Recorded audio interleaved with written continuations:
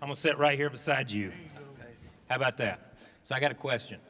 As a founding member of the Alabama gang, okay, when you saw Donnie for the first time, when these guys showed up in Alabama and you ran across Donnie, what did you think of him as a driver? What kind of driver was he? Did anything stand out to you? Well, the funny story is, I remember Donnie when he used to get in my car when I was running Hollywood Speedway, and he would get into my car and sit in my seat. And I'd come in, I'd say, Donnie, get out of the car. I've got to run the next race. He'd say, well, when are you going to let me drive this car? And I said, when you're old enough and you can reach the pedals. How long before you were old enough to reach the pedals? Never. You know, Red at the time, he had the gas pedal way over here and the brake and the clutch way over here. And he said, when you can hold the gas pedal wide open and put your foot on the brake, you can drive my car. I've never drove it. I've never got in. You never got to drive one of Red's Never cars? got to drive one, no. He never could reach the pedals. Well, give me a good Donnie story. Of all the years you hung out with him, just tell me the dumbest thing you ever saw Donnie Allison do. Wait a minute. The dumbest. There's got to be a lot of them.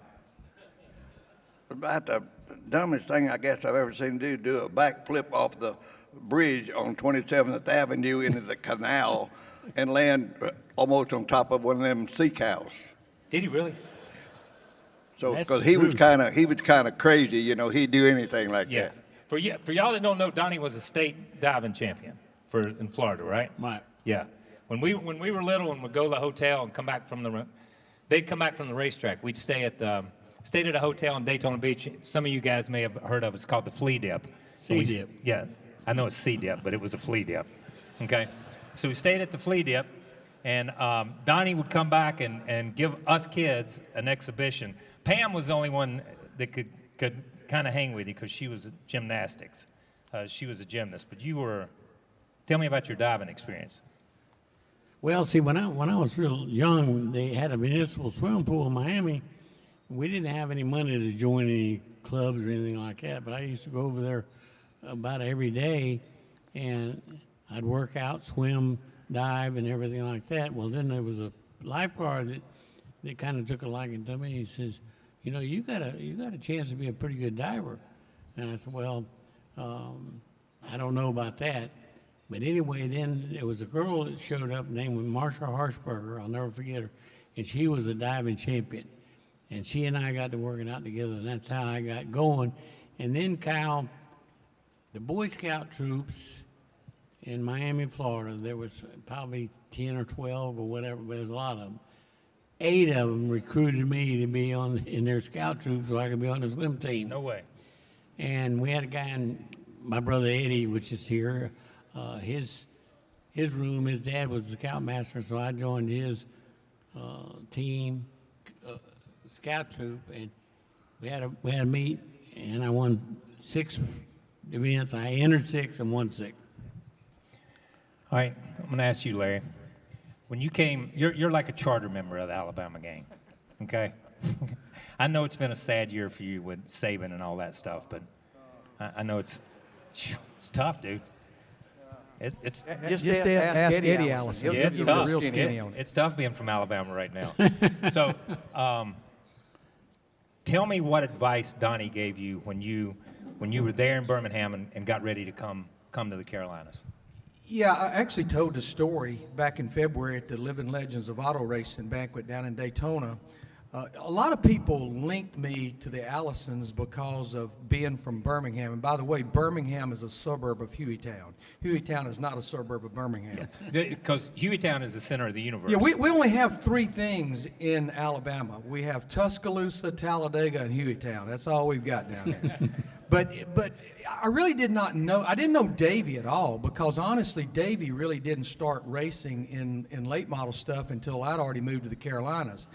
I didn't know Bobby. I pulled for Bobby. In fact, I have a certificate in my office today In 1975, I became a charter member of the Bobby Allison fan club. No I way. still have the certificate. That's cool. But I did know Donnie, you know, and the way I knew Donnie was at BIR, the local racetrack. After the races, they let the fans down in the pits, and I'd go down in there, and I talked to Donnie a few times, but nothing extensive. But when I got an opportunity in 1980 to make a move to the Carolinas to work for a brand new NASCAR team that was starting, Rogers Leasing Racing, everybody was telling me, you're out of your mind. My mom and dad told me it was the stupidest thing we've ever seen or heard. You'll be back in 6 months. You'll be broke. You'll be hungry. We'll feed you, but we're not going to bail you out of debt. And I said, you're probably right.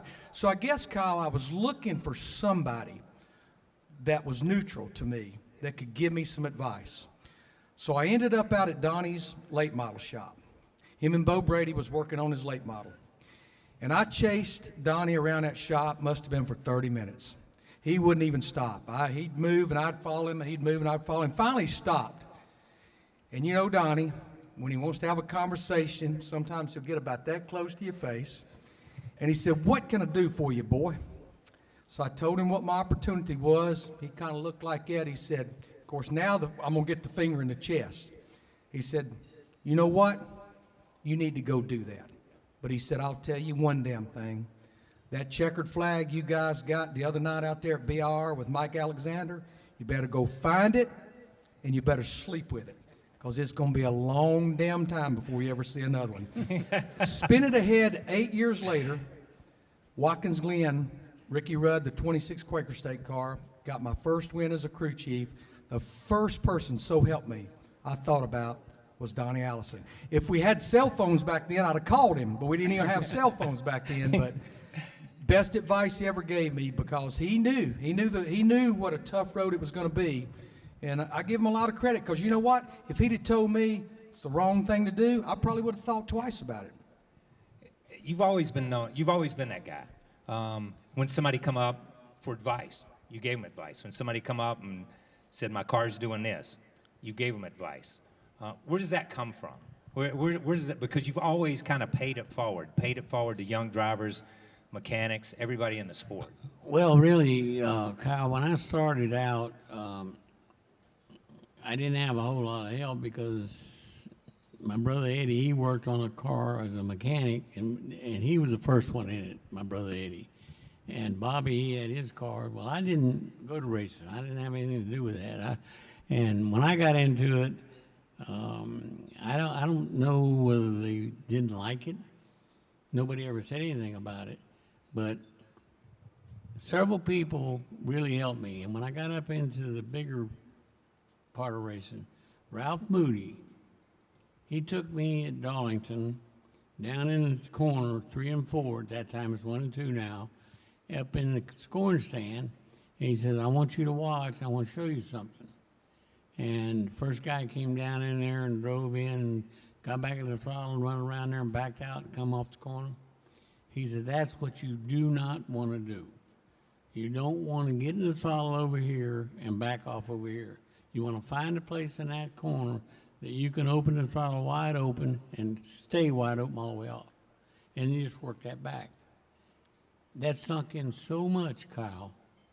I couldn't believe it. The guys that I helped, and I've told that to, my son-in-law sitting here now, Hud Strickland, I did it with him. I took Davey down there when he drove the 28 car, and I showed him exactly like Ralph showed me.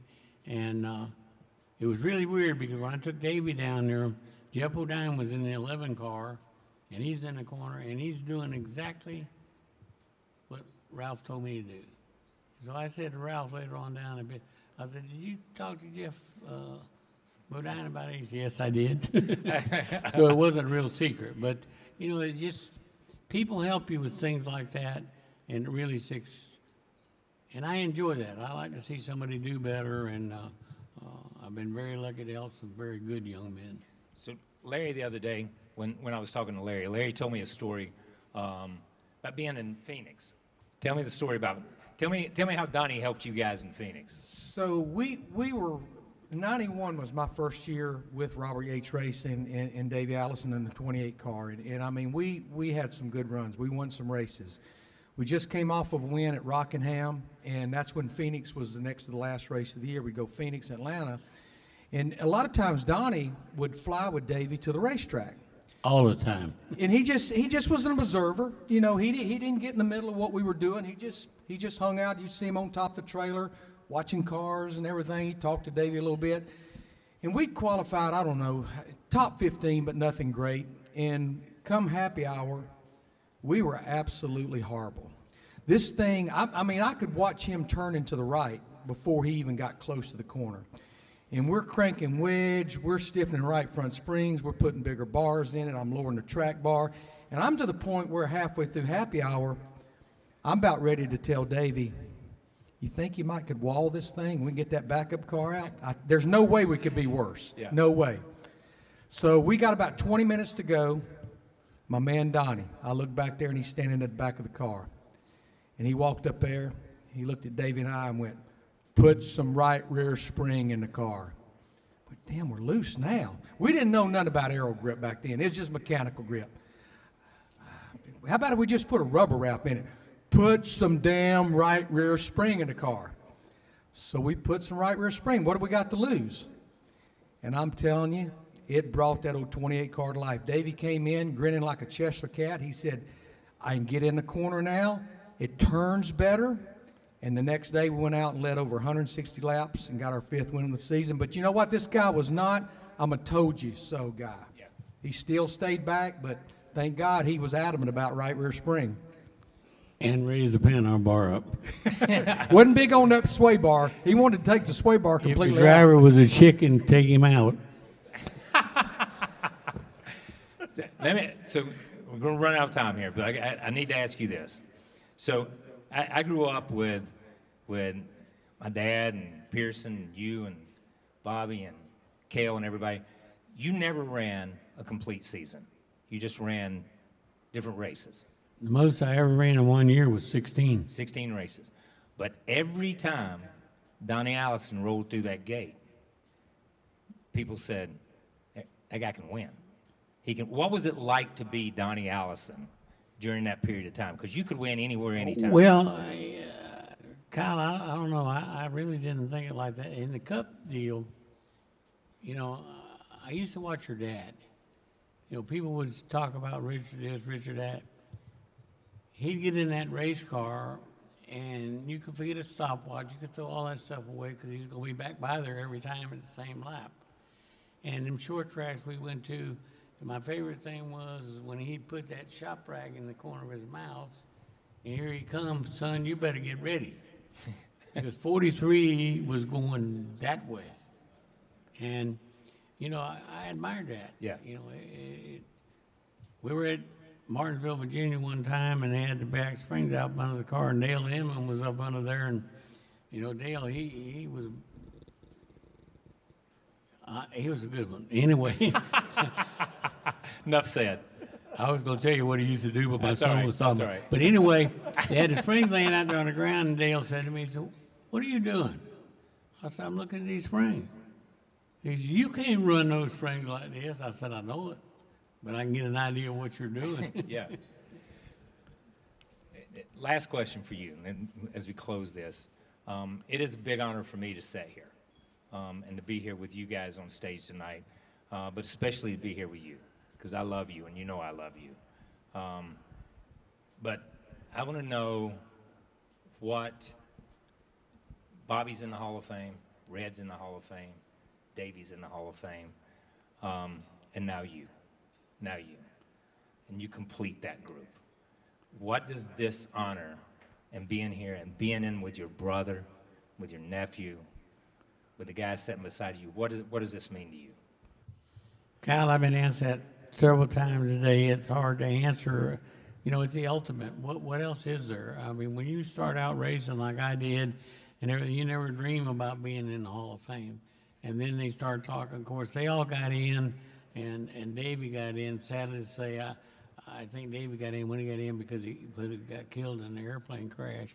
And I did say one time, I hope the hell I ain't got to die to get in there, but anyway. That's just a fact, people. That's just truth. Spewing truth up here. Anyway,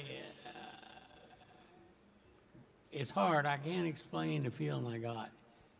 I think the only feeling that would come close to that was when I married my lovely wife, Pat. Yeah. Yeah. Thank you, man. Thank you very much. Thank you. Yeah, thank you guys for being here. Enjoy you. tonight. Thank you, Larry. Thank you, Red. Thank you, man. I love you.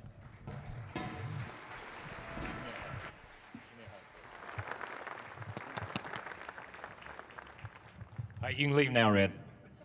The only thing I've got to say, knowing Donnie since he got in my car and couldn't reach the pedals when he was a kid and grew up, the one thing he always got from Donnie Allison was 110% in a race car.